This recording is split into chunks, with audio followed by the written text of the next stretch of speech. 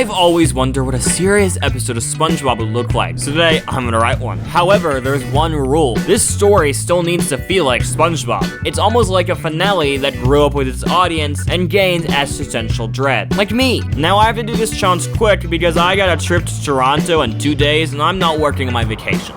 I actually have some experience with SpongeBob as I've watched every episode of the show for the lore one time. Was this for a YouTube video?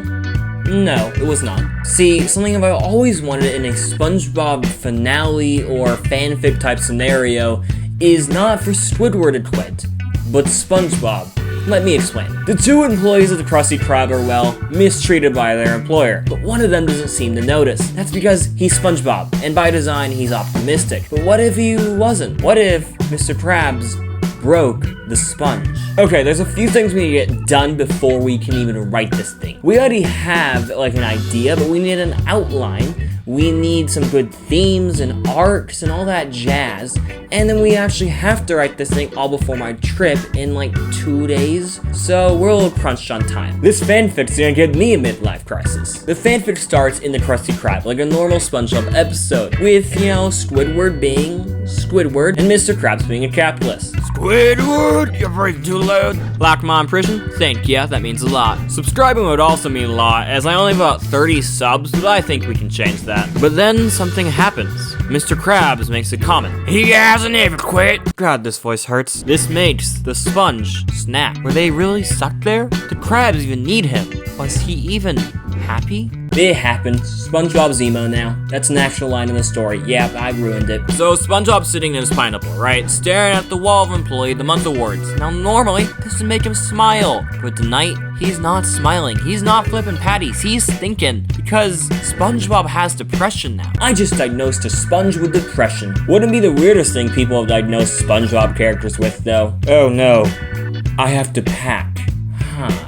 I could use speech to text while packing, but that would be...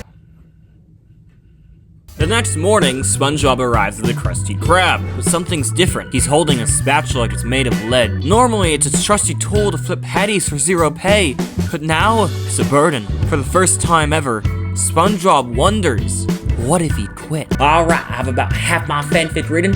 I'm not crunchy now. We got the big moments done, we just need to do the ending. But on the flip side, my plane's in like a few hours, or at least when I'm leaving for it.